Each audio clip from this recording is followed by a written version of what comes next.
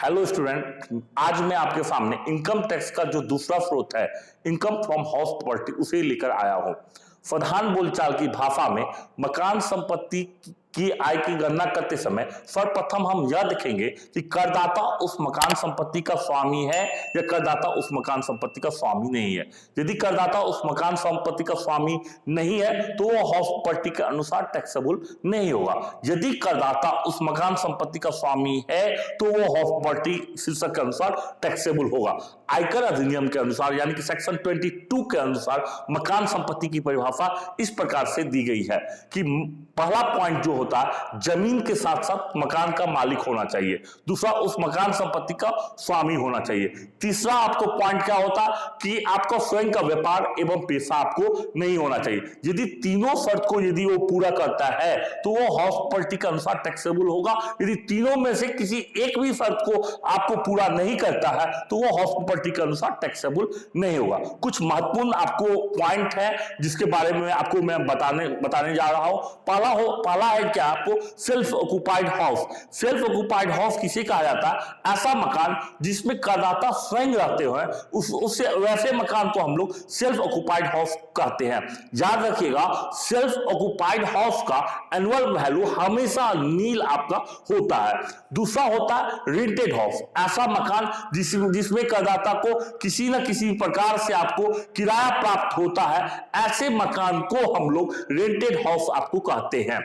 उसके बाद क्या होता है कि यदि करदाता के पास एक से अधिक मकान है, और करदाता का कहना क्या है कि इन सभी मकान में मैं स्वयं रहूंगा, करदाता के ऐसे कहने के बावजूद भी किसी दो मकान को आपको सेल्फ ऑक्युपाइड हाउस माना जाएगा और दूसरे मकान को रेंटेड हाउस आपको माना जाएगा। यदि करदाता के एक मकान है, जितने मकान में वो स्वयं रहते हैं ऐसे मकान को सेल्फ ऑक्युपाइड हाउस कहते हैं, और जितने मकान में वो किराया पर लगा देते हैं वैसे मकान को रेंटेड हाउस कहलाते हैं। एक बात का और ध्यान में आप रखिएगा कि यदि व्यापार में जितने भाग में वो स्वयं का व्यापार अपना करते हैं वो बिजनेस प्रोफेशन के अनुसार आपको टैक्सेबल होगा। कुछ ऐसे आपको भी मैं पॉइंट में बताने जा रहा हूं जो आपको क्वेश्चन सोल्व करने में आपको आसानी होगा। सबसे पहले म्युनिसिपल वैल्यू, यानी कि म्युनिसिपल वैल्यू नगरपालिका मूल्य। तो प्राय नगरपालिका मूल्य जो होता है वो नगरपालिका के जो अधिकारी होते हैं उनके द्वारा आपको नगरपालिका के मूल्य का क्या किया जाता है, निर्धारण किया जाता है। उसके बाद होता है फेयर रेंट। प्राय फेयर रेंट क्या होता है, मान लेते हैं हम दरभंगा में, आपको एक उदाहरण लेता हूं, मैं हमारी जो आसपास के एक शहर है दरभंगा, वहां पर इनकम टैक्स चौराहा के आसपास के आपका जो मकान है, तो सबसे पहले मैं एक मकान का किराया आपको मालूम कर लूंगा कि दरभंगा में एक मकान का किराया कितना होगा। मान लेते हैं कि एक मकान का किराया 2000 रुपया प्रति महीना है, तो मैं ये अनुमान लगाऊंगा कि आपको जो किराया जो है वो फेयर रेंट कितना होगा, वो आसपास के आपके मकान का किराया भी कितना होगा, वो 2000 रुपया प्रति माह होगा। स्टैंडर्ड रेंट जो प्राय किराया नियंत्रण अधिनियम के अनुसार लागू होता है कि आप इससे अधिक आप रेंट आप नहीं ले सकते हैं, प्राय स्टैंडर्ड रेंट उसे ही कहा जाता है। अब आपको एक क्या होता है कि रेंट कंट्रोल एक्ट के अनुसार आता है, और एक क्या होते हैं जो रेंट कंट्रोल एक्ट के अनुसार नहीं आते। जो रेंट कंट्रोल एक्ट के अनुसार आपको नहीं आते हैं तो उसमें आप याद रखिएगा, म्युनिसिपल वैल्यू, फेयर रेंट और एक्चुअल रेंट जो तीनों में से कम होगा मेरे लिए ग्रॉस एनुअल वैल्यू होगा। एक्चुअल रेंट के बारे में भी बता देता हूं, जो वास्तव में जो किराया लिया जाता है कर्मचारी से, आपको जो कर्मचारी से नहीं, जो आपको किराएदार से जो आपको किराया लिया जाता है उसी को हम लोग क्या कहते हैं, एक्चुअल रेंट। हम उसी को हम लोग एक्चुअल रेंट कहते हैं।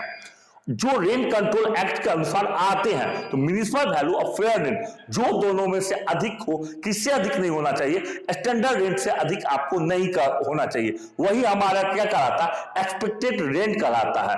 एक्सपेक्टेड रेंट का तुलना हम लोग किस चीज से करते हैं, एक्चुअल रेंट से करते हैं। जो दोनों में से अधिक होगा हमारा ग्रॉस एनुअल वैल्यू कहलाएगा। सेक्शन 23 सबसेक्शन 1C के अनुसार यदि याद रखिएगा, यदि मकान खाली आपको रहा है तो एक्चुअल रेंट कम होने की दशा में एक्चुअल रेंट को ही हम लोग ग्रॉस एनुअल वैल्यू हम लोग मानेंगे। अब मैं आपको दूसरा जो इसका पार्ट लेकर आऊंगा जिसमें आपका जो क्वेश्चन होता है, प्रैक्टिकल क्वेश्चन होता, वो मैं आपको लेकर आऊंगा, और कुछ उदाहरण जो है वो भी मैं आपको लेकर आऊंगा। मैं आपको जय हिंद, जय भारत।